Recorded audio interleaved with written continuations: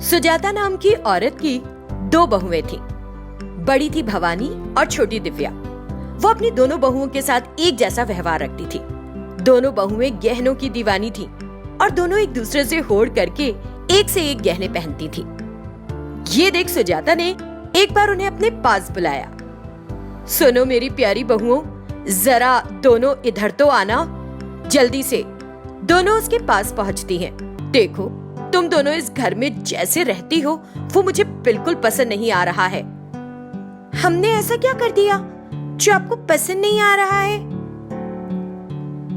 मैंने सारे गहने तुम दोनों को बराबर बांट दिए, लेकिन इसका मतलब ये नहीं कि तुम लोग उन्हें घर पर पहनो, और वो भी एक दूसरे से होड़ कर करके।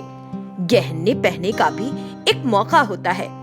यदि तुम लोग उन्हें रोजाना घर पर पहनकर बैठोगी तो बाहर के लोग सोचेंगे कि हम उन पर अपनी रईसी झाड़ रहे हैं। इसीलिए उन्हें उतारकर अपने पास अंदर अलमारी में रख लो। ऐसा इसलिए मम्मी क्योंकि हमारे पास वाकई गहने हैं, तो हम इन्हें पहनते भी हैं। दूसरे क्या सोचते हैं हमें क्या? वे अलमारी के अंदर रखे रहेंगे तो उनका क्या बनेगा? और हम पर ये गहने बहुत अच्छे भी तो लगते हैं। तुम दोनों समझ नहीं रही हो क्या कि मैं तुम्हें क्या कहना चाह रही हूँ? पहले इन्हें उतार दो।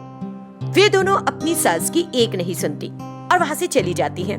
कुछ दिन बीत जाते हैं। एक सुबह भवानी अपने पति रमेश से, सुनो पतिदेव, आज तुम्हारी छुट्टी है ना? हाँ भाई, बताओ क्या बात है, इतना मीठा बोल रही हो? ज्यादा कुछ नहीं, तुम ज्यादातर समय बिजी रहते हो और मुझे तुम्हारे साथ कभी घर से बाहर जाने का मौका ही नहीं मिलता। मैं कुछ समय के लिए तुम्हारे साथ बाहर घूमना चाहती हूँ। ठीक है, चलो आज बाहर चलते हैं। पहले हम एक फिल्म देखेंगे और वापस आते समय बिरयानी खाएंगे। ठीक है, तो फिर मैं 10 मिनट में तैयार हो जाती हूँ, तुम भी तैयार हो जाओ। कुछ देर में दोनों तैयार होकर बाहर निकल जाते हैं। वे दोनों बाहर जाकर पूरे दिन मजे करते हैं। भवानी, चलो अब घर चलते हैं। हाँ, हम घर चलेंगे, लेकिन अभी एक और जगह है जो मैं आपको ले जाना चाहती हूँ। फिर वो रमेश को एक ज्वेलरी स्टोर पर ले गई। तुम मुझे यहाँ क्यों ले आई हो? पतिदेव, अपनी शादी के बाद से अपनी तरफ से तुमने मुझे कोई गहना नहीं दिया है। मैं कुछ नहीं जानती, आज तुम्हें कुछ न कुछ तो दिलाना पड़ेगा मुझे। रमेश एकदम से चौंक जाता है। तुम्हारे पास पहले से ही जरूरत से बहुत ज्यादा गहने हैं, तो तुमको और? मेरे सब फ्रेंड्स हर हफ्ते नए नए गहने खरीदती हैं और मैं बस देखती रह जाती हूँ उन्हें, अच्छा नहीं लगता। फिर वो वहीं पर रोने लग जाती है। रमेश फिर अपने चारों ओर खड़े लोगों के चेहरों को देखता है। भवानी, पहले तुम ये रोना बंद करो, क्योंकि सब लोग हमें ही देख रहे हैं। तुमको जो भी ज्वेलरी चाहिए ले लो। दोनों ज्वेलरी खरीदकर वापस घर आ जाते हैं। भवानी को नया गहना पहने देखकर दिव्या को जैसे काटो तो खून नहीं। ऐसा लगता है भाभी कि आपका ये हार नया है। हाँ, नया है तो नया दिख रहा है। मैंने तो कोई गहना नहीं मांगा था, फिर भी मेरे पति पहले मुझे आउटिंग के लिए लेके और फिर मुझे एक खूबसूरत हार भी दिलाया। इस हार की वजह से मेरी गर्दन झुकी जा रही है। ऐसा कहकर भवानी इतराकर वहाँ से चली गई और इधर दिव्या उसकी सब बातें सुनने के बाद ईर्ष्या में कुढ़कर अपने पति के पास पहुँचती है और उसे सब कुछ बताकर रोने लगी। दिव्या, तुम किसी और से अपनी तुलना क्यों करती हो? जो है उसमें एडजस्ट करो। आप मुझे हमेशा एडजस्ट करने के लिए कहते रहते हो, मुझे सब पता है। तुम मुझसे प्यार ही नहीं करते हो। वो रोने लगी और ये देख गिरी कुछ नहीं बोल पाता। ठीक है, अपना रोना बंद करो यार, हम दोनों कल ही खरीदारी के लिए जाते हैं। अगले ही दिन वे दोनों भी ज्वेलरी की दुकान पर गए और कुछ गहने खरीदे। उधर घर पर सुजाता उनके पागलपन पर अफसोस करती है। गहनों के लिए इन दोनों का पागलपन तो दिन ब दिन बढ़ता ही जा रहा है। अगर इसी तरह चलता रहा तो ऐसा लगता है कि ये दोनों मेरे बच्चों की मेहनत के पैसों को घोल कर पी जाएंगी।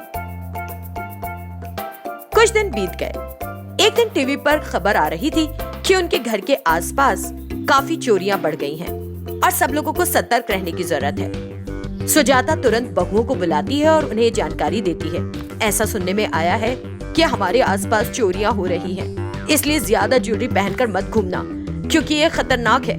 यदि तुम लोग उन्हें दिन में पहनती हो तो भी ठीक है, लेकिन रात में। सुजाता की बातों से उनके कानों पर जूं भी नहीं रेंगती। और कुछ दिनों के बाद रमेश और गिरी जमीन के लेन देन के काम से दूसरे गांव जाते हैं। चोर पहले से ही घात लगाए थे, उनके घर के आसपास ही घूम रहे थे।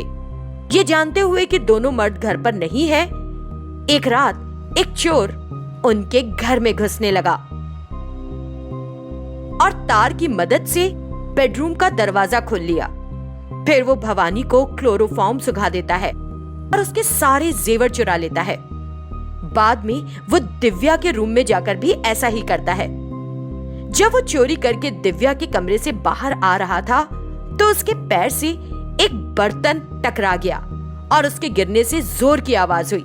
बहुओं ने ध्यान नहीं दिया, लेकिन सुजाता जो पहले से ही सतर्क थी और एक भारी रॉड अपने पास रखकर सो रही थी, वो तुरंत कमरे के बाहर आ गई। हॉल में आकर देखती है कि चोर दिव्या के कमरे से बाहर निकल रहा है।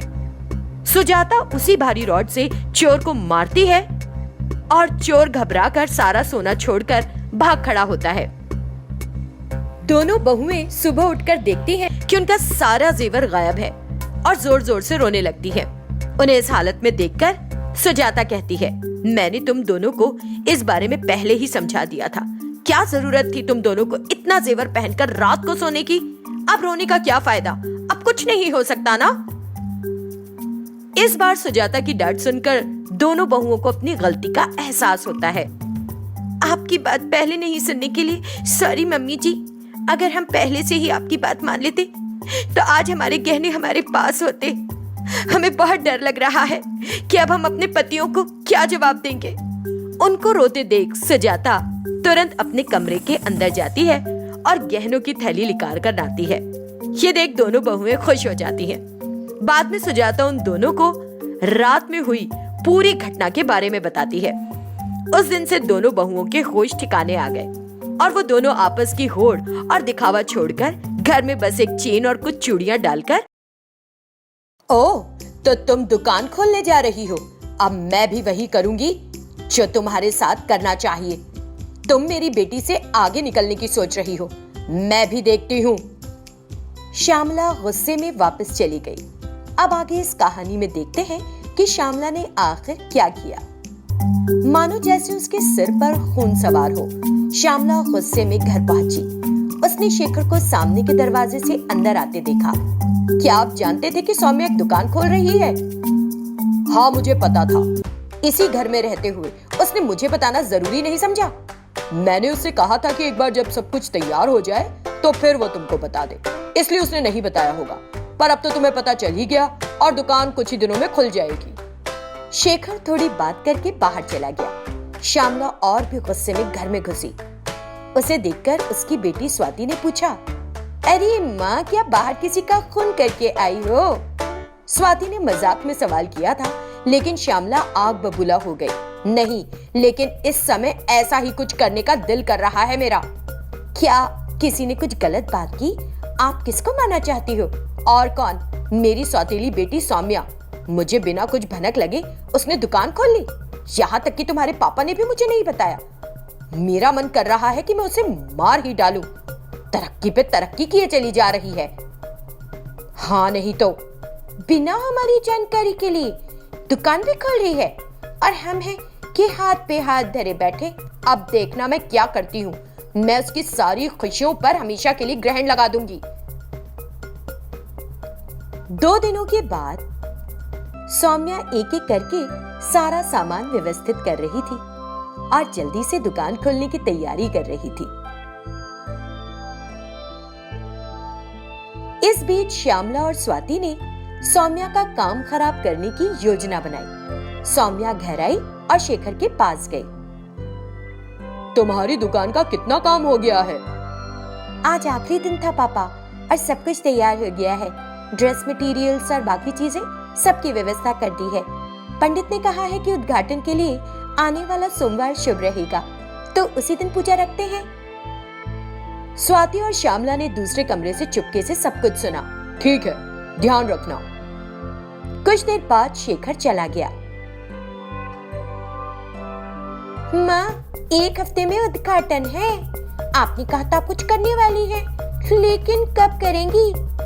मैं 2 दिनों से ठीक से सो नहीं पाई हूँ। इसी बारे में सोच रही हूँ कि क्या करूँ, लेकिन कुछ समझ नहीं आ रहा कि क्या किया जाए। अच्छा, तो मैं आपको अब एक तरकीब बताती हूँ। हाँ हाँ, बताओ, जल्दी बताओ। दुकान खुलने में 5 दिन बचे हैं। उसने सारा सामान दुकान में रख दिया है। क्यों ना हम आज रात उसकी दुकान के अंदर कुछ चूहे छोड़ दें। चूहे सारा सामान कुतर देंगे, सारे कपड़े और ड्रेस मटेरियल्स की धज्जियां उड़ जाएंगी। फिर हमें कितनी खुशी होगी। सोचो सोचो माँ। है ना अच्छी तरकीब? हाँ, ये तुमने सही कहा। हमें आज ही रात ये करना चाहिए। फिर वो चूहे के पिंजरे को एक गटर के पास ले गई और पिंजरे को चूहों से भर लिया। चुपचाप वो दोनों दुकान में गईं और चूहों को वहां छोड़ दिया। अब तो जरूर उसका सारा सामान खराब हो जाएगा और सौम्या सर पकड़ के आंसू पे आंसू बहाएगी। दोनों घर वापस चली गई, लेकिन श्यामला नहीं जानती थी कि चूहों के डर से सौम्या ने पहले से ही दुकान में चूहे पकड़ने के क्लिपबोर्ड्स फिट किए हुए थे। अगली सुबह सौम्या दुकान में आई तो इतने सारे चूहों को पिंजरे में पाकर वो चौंक गई और बाप रे, मैंने अच्छा किया कि पहले से ही यहाँ इन चूहों के लिए इंतजाम कर दिया था, लेकिन एक साथ इतने सारे चूहे। सौम्या ने चूहों को पकड़कर बाहर छोड़ दिया और सीधे घर लौट आई। सौम्या को एकदम सामान्य देखकर श्यामला चौंक गई। स्वाति बोली, ये क्या माँ, ये तो बिल्कुल शांत है, जैसे कि कुछ हुआ ही नहीं। हाँ, मुझे भी समझ नहीं आ रहा। लगता है कि चूहों ने दुकान में कुछ भी नुकसान नहीं पहुंचाया। तुमने क्या घटिया तरकीब बताई, कुछ काम नहीं हो सका हमारा। हाँ, चुप रहो अब तुम, मैं ही सोचूंगी। माँ, मुझे क्यों दोष दे रही हो? क्या मुझे पता था कि चूहे भी हमारे साथ नहीं देंगे? अच्छा, जो कुछ भी हुआ उस पर हमें समय बर्बाद नहीं करना चाहिए। 3 दिन में दुकान खुलने वाली है उसकी। सोचते हैं कि इसे कैसे रोका जाए। इस तरह 2 दिन बीत चुके थे। पापा, कल दुकान का उद्घाटन है। अगर आप मेरे साथ दुकान पर होंगे तो मुझे मदद मिलेगी बहुत। ठीक है, चलो चलते हैं। दोनों दुकान के लिए निकल गए। ये तो बड़ी अच्छी तरह अपना काम पूरा कर रही है। क्या करूं मैं, समझ नहीं आ रहा। माँ, आपने कल की खबर देखी? शॉर्ट सर्किट होने से एक दुकान पूरी की पूरी जल गई। क्यों ना हम भी कुछ ऐसा ही करें? हाँ, इस बार अच्छी तरकीब है। अगर ये तरकीब हमें पहले पता होती तो अब तक दुकान जल चुकी होती। अब भी देर नहीं हुई है। उद्घाटन के दिन ही ऐसा हो जाए तो और मजा आएगा। हाँ, है ना? ओ शाम जब सौम्या घर आई तो उसने स्वाति और श्यामला से कहा, माँ, कल हमारी अपनी दुकान का उद्घाटन है। हम सबको जाना होगा। आप लोग तैयार रहिएगा। दोनों ने हाँ में सिर हिला दिया। रात में सौम्या और शेखर के सो जाने के बाद श्यामला और स्वाति चाबी लेकर दुकान पर पहुंची। उन्होंने दुकान खोली और स्विच बोर्ड बंद किया। फिर उन्होंने स्विच बोर्ड को इस तरह से सेट किया कि लाइट स्विच ऑन करते ही उसमें शॉर्ट सर्किट हो जाए। इसके बाद वे वापस घर आई और चाबी को वापस उसी जगह पर रख दिया। अगली सुबह सब दुकान पर गए। दुकान को बड़ी खूबसूरती से सजाया गया था। सौम्या बहुत खुश थी। उसकी सभी सहेलियां शामिल होने आई थी। सौम्या बेटी, अंधेरा है, जरा लाइट ऑन कर दो। अपने पापा की बात मानकर सौम्या ने लाइट ऑन की और ऐसा करते ही शॉर्ट सर्किट हो गया और पूरी दुकान में आग फैल गई। हर कोई डर गया और चिल्लाते हुए दुकान से बाहर भागने लगा। दुकान का सारा सामान जलने लगा। ये देखकर सौम्या रो पड़ी। पापा, हमारी दुकान जल के राख हो जाएगी। कुछ करो पापा, कुछ करो प्लीज। सौम्या रोती रही। शेखर असहाय होकर उसे सांत्वना दे रहा था। श्यामला और स्वाति बड़ी खुश थी। उनके मन की जो हो गई थी